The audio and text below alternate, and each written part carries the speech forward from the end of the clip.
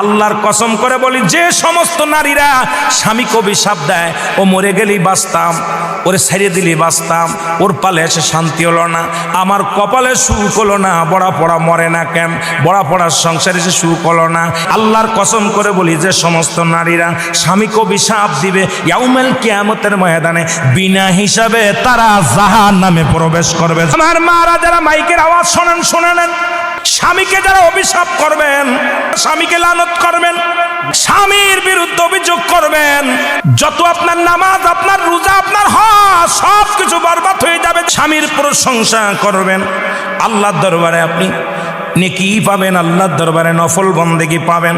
সারা রাত পরে আপনি ইবাদত করেছেন, আর একবার বলেন, আপনার মার কাছে বলেন, বোনের কাছে বলেন, ভাইয়ের কাছে বলেন, ভাইরে তোমার দুলোবাইটা কত সুন্দর, উনি ফরেজগার মানুষ, নামাজি মানুষ, আমাকে ভালোবাসে।